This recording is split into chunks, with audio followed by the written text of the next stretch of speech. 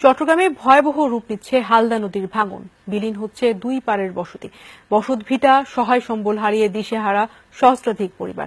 বিপর্যস্ত যোগাযোগ ব্যবস্থাও। ভাঙন ঠেকানো না গেলে ফটিকছড়ির মানচিত্র পাল্টে যাবে বলে আশঙ্কা স্থানীয়দের। হালদার ভাঙন নিয়ে রোকন জাবেদের তোলা ছবিতে হোসেন জিয়াদের রিপোর্ট।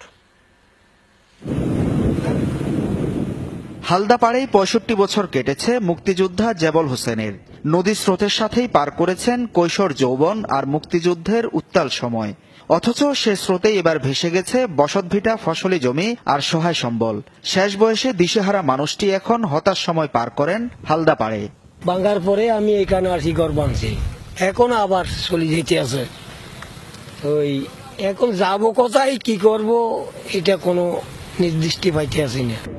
হালদার দুই পাড়ের প্রায় ২৫ কিলোমিটার এলাকা এখন তীব্র ভাঙনের কবলে। বসতভিটা, সহায় সম্বল হারিয়ে নিঃস্ব এখানকার কয়েক হাজার মানুষ। রাস্তাঘাট ভেঙে বিপর্যস্ত অভ্যন্তরীণ যোগাযোগ ব্যবস্থা। ভাঙনের মুখে শিক্ষা প্রতিষ্ঠান সহ বেশ কয়েকটি ধর্মীয় স্থাপনা। সব মিলে অনুরোধ করবো আমাদের মন্ত্রী মহোদয় বা পানি উন্নয়ন বোর্ড যারাই এর ব্যাপারে কিছু আমাদের সাহায্য করতে পারবেন। বর্তমানে যদি এই রাস্তাটা না হয়, আমরা ৫০০ পরিবার উচ্ছেদ হয়ে যাওয়ার মতো। পানি ঢুকে পড়ায় নষ্ট হয়েছে দুই পাড়ের প্রায় ৩,০০০ একর ফসলি জমি। অনেকের আয় উপার্জনের পথও বিলীন হয়েছে নদীগর্ভে। এই অবস্থায় দিশেহারা হাজার হাজার মানুষ।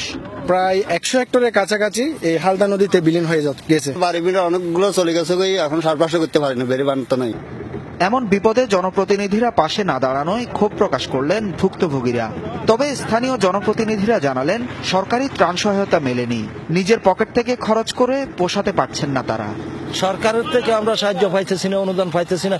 কখন আসবে, কি আসবে, আমরা তো উপজেলা পর্যায়ে যোগাযোগ করছি। ওনারা ওদেরকে বলছি যে জরুরি ভিত্তিতে ত্রাণ দুর্যোগ মন্ত্রণালয় থেকে আমাদেরকে কিছু বরাদ্দ দেন। ১০ কিলোমিটার হালদার পাড়ের মধ্যে আমার মনে হয় ২ কিলোমিটার শুধু বেড়িবাঁধ চিহ্ন আছে, বাকিগুলো বিলীন হয়ে গেছে। খুব শিগগিরই বেড়িবাঁধ না হলে আশেপাশের কয়েকটি ইউনিয়ন বিলীন হয়ে এখানকার মানচিত্রই পাল্টে যাবে, এমন আশঙ্কা স্থানীয়দের। হোসাইন জিয়াদ, যমুনা নিউজ, চট্টগ্রাম।